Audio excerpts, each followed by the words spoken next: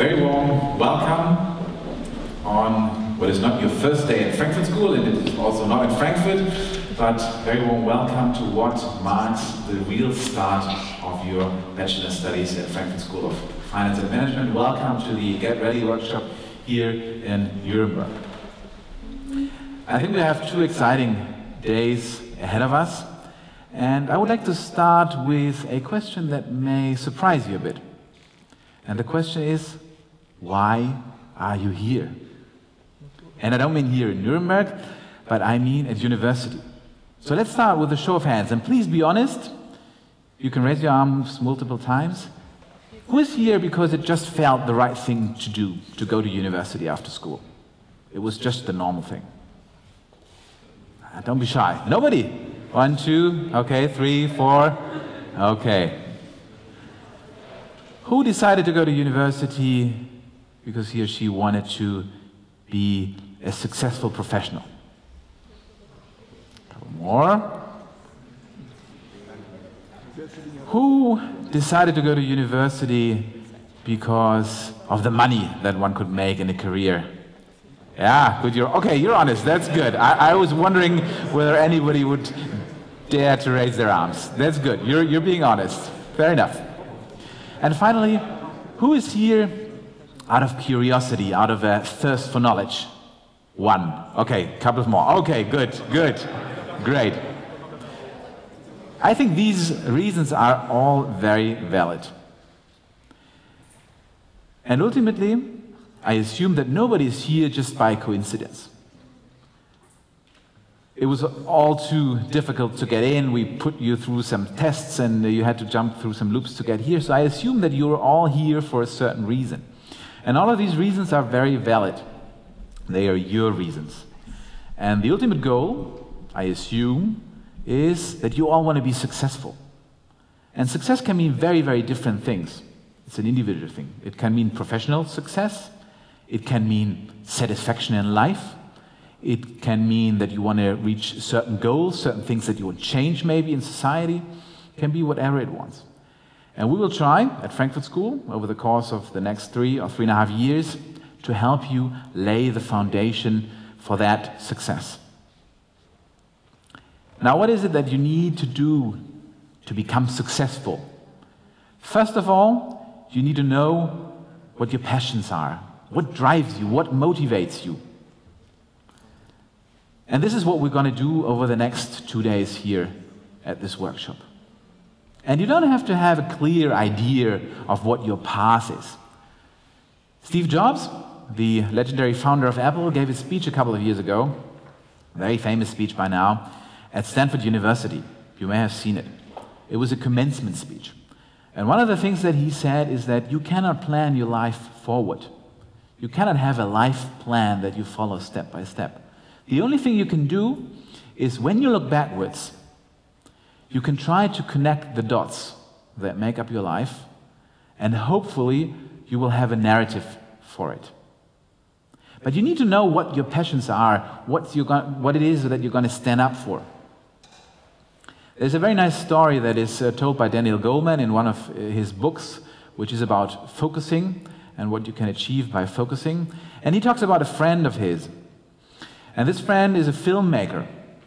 So when he started out, he began with little jobs where he was assisting other filmmakers and directors by doing projects. And then bit by bit, he was successful and he started to get own projects. And he was hired by one of the major film studios to do a minor film, but still, it was his film. And he was excited about it until he saw the end result. Because what happened, or what usually happens, is that the studios reserve the right to do the final cut. So the studio had took his work and changed it. And he was totally unsatisfied with that because it went against his ethos, his notion of creativity, that somebody else would take his work, his piece of art, and change it.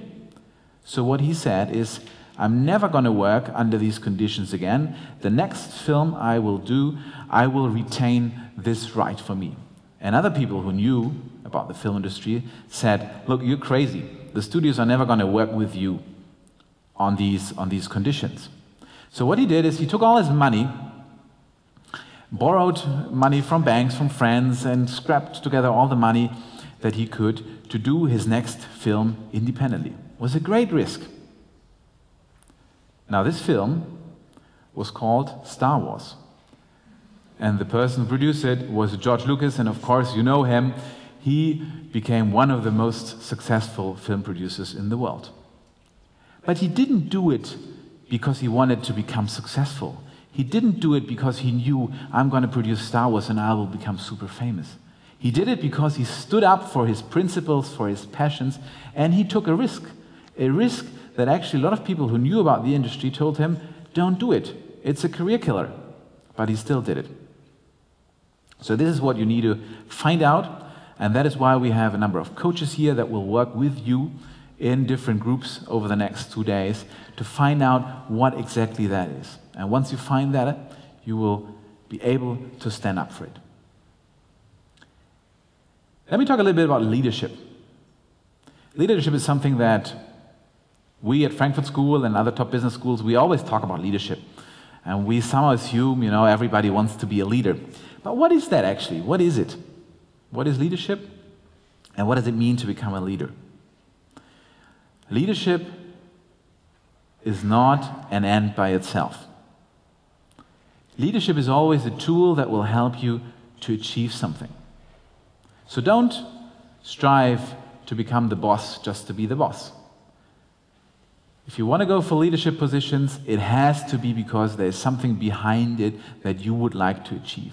Some kind of a higher mission. And actually, there has been research being done by psychologists that has proven that if you as a leader are able to convey that to your followers, to your team, to the people who are supposed to join you on that strive, if you are able to convey that kind of a higher meaning, purpose, then they are much more likely to follow you and to join you on your journey. So there are 3 things that have to go with leadership that have been developed by Richard Boyatzis, who is a psychologist at Case Western University. And he said leaders need to instill hope. They need to have some kind of a mission that they convey. They need to care for people, so they have to show that they really genuinely care for the people that are supposed to follow them, rather than just seeing them as instruments that are useful. And the final thing is that they need to be authentic. So if you strive for leadership positions, you need to make sure that those things are in place. Otherwise, it will be a void thing. Now, with all you will be getting here at Frankfurt School in terms of an education comes responsibility. Because never forget that the education that you have received, that you're about to receive, is a great privilege. Now, you've earned it, you've worked hard for it, no doubt about that, but it is still a privilege. It is a privilege that millions around the world would love to get, just a piece of it. So you will get it and treat it as a privilege, and treat it as a responsibility that arises from that, a responsibility towards society. So no matter which field you will be working in, whether it's a non-profit sector or in business, you will still be expected by society at large to contribute to greater goals than just the bottom line of your own enterprise or your own paycheck. That is what we will do on the second day, where we will talk about social entrepreneurship. We will talk about projects that you will be developing, that you as a group can take forward in the years to come at Frankfurt School. But it is not something that is just limited to university.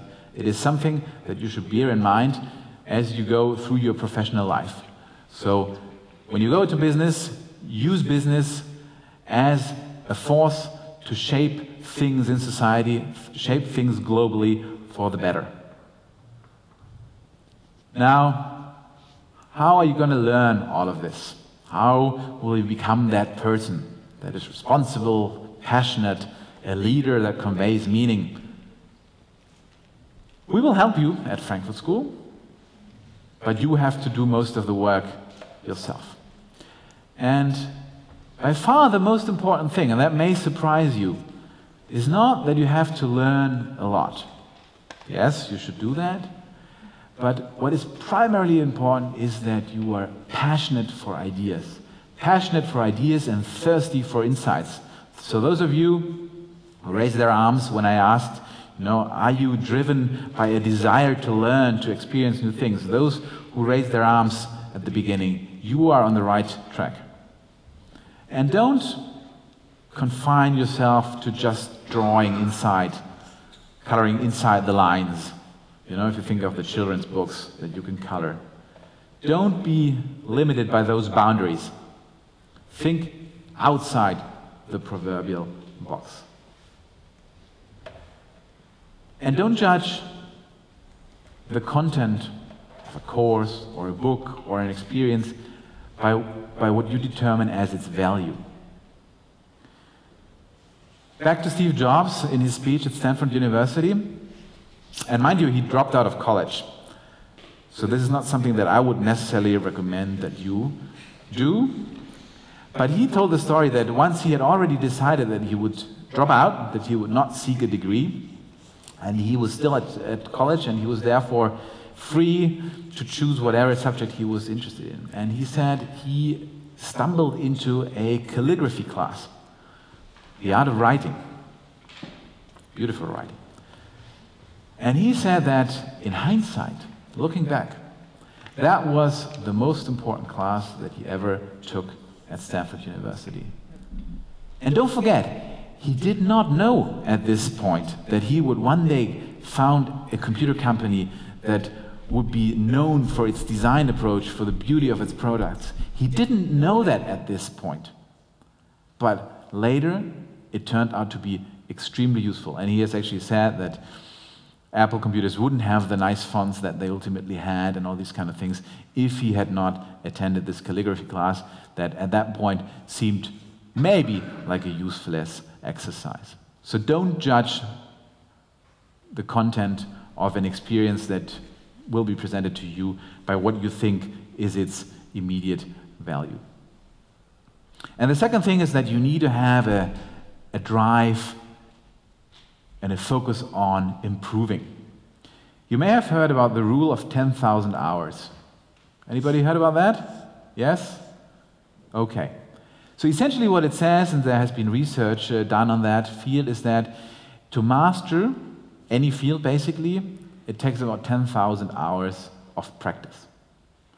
Now that's all well, and we calculate, by the way, that by doing all the curricular activities, all the courses that you have to do throughout your bachelor studies, you will have a workload of slightly above 5,000 hours just for the curricular stuff. So if you add to that a bit the extracurricular things, like what you're doing here, some internships here and there, maybe with a bit of calculation, you would be somewhere between 60 and 65% towards perfection, towards that magical 10,000 hour rule, if you want to follow that. But it's not just the number of hours. Imagine that you practice and practice and practice and practice, and you keep committing the same mistakes over and over and over again for 10,000 hours. Would you master your subject? Probably not. So the key is not just the 10,000 hours or how many hours it will be. The key is that you need to work on constant improvement. And by far the most important thing that you can do to improve constantly is to seek out continuous expert feedback. Have a coach, a trainer who watches you and reflects and tells you what it is that you can improve. And that, I believe, if you ask me what is the one most important value that we at Frankfurt School can deliver to you throughout your studies, I would say it is that. It is the feedback that you will receive by experts on a number of subjects. It's not per se the delivery of the content. Yes, that is important, so you will hear about interesting things, but that is something that you could probably get somewhere else. What you can't is that there is somebody who will give you feedback on your journey. And if you heed that feedback, if you listen to it carefully, and if you are willing to start fresh multiple times throughout this journey, then you will be successful. Because the most successful athletes, they are willing, when they get to a routine, so maybe some of you play golf or tennis, where you have swings, yeah? And you practice them, and at the beginning it's very tedious, it's very painful, you have to think a lot of things. I once tried to play golf. It was a disaster because I could never manage to concentrate on all these different things, the stance, the swing, the hips, the hands, and all these kind of things. But I've been told, and maybe some of you play golf, is that once you get better, you get into a routine, and it comes automatically. What real professionals do is once you get there, be willing to throw away that routine and to start at zero. Deconstruct it instead of being in that comfort zone and saying, oh, wow, this goes well, I just swing along and it goes relatively decent, is say, no. I'm going to go back to square one. I'm going to deconstruct my entire process and look exactly at every single point to see what I can improve. And that is what will bring you to the road of mastery of a subject. We at Frankfurt School have all the confidence that you will achieve those goals, that you will be capable. We very much look forward to working with you very intensely over the next 3 or 3.5 years. And I hope that this workshop, these 2 days here, will be a great start for it, and that they will lay the foundations not just for a successful study at Frankfurt School, but also for your future professional life. Thank you very much.